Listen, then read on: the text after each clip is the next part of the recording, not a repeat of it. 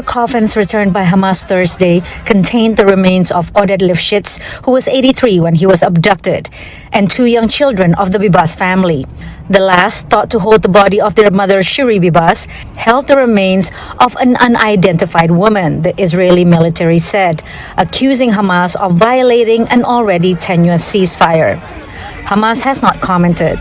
The military said it was a violation of utmost severity by Hamas, adding to Israel's agony following the terror group's October 7, 2023 attack. Dozens of hostages are still in Gaza, including Guy Gilboa Dalal. VOA spoke with his brother Gal. All we do is for my brother. All we do is to bring him back. All we care about is seeing him again. We miss him so much. 33 hostages were released under phase 1 of the ceasefire. The return increased pressure on Prime Minister Benjamin Netanyahu to negotiate for the second phase. But far-right members of his coalition want to return to fighting and end Hamas. Pressure also came from Washington. Secretary of State Marco Rubio was in Israel earlier this week, pushing to secure phase 2. Analysts say it won't be easy. It's possible that they could agree to simply extend the first phase while they're negotiating the second phase.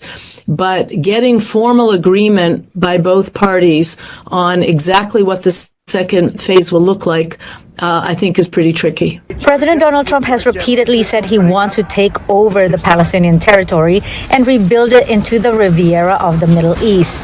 On Thursday, National Security Advisor Mike Waltz said Gaza is, quote, a hellhole.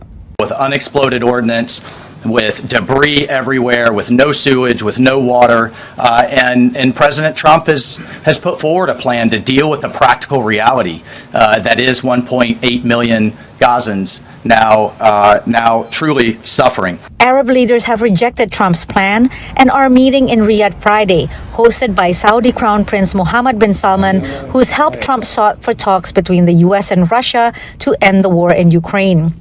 Some analysts say Trump's controversial Gaza demand could be an attempt to shake the status quo. How successful it has been remains to be seen. Thus far, the only thing we've seen come out of it really is a strong push by Egypt and to a certain extent also by the Saudi government to reconstruct Gaza, leave the Palestinian people there without removing them. The Egyptian alternative proposal will raise up to $20 billion over 3 years from Arab and Gulf states for Gaza's reconstruction. It excludes Hamas from a Palestinian governance committee in Gaza, which the U.S. designated terror group says it can accept. But it's unclear whether Israel or Trump can. I haven't seen it. When I see it, I'll let you know. Patsy Widakuswara, VOA News at the White House.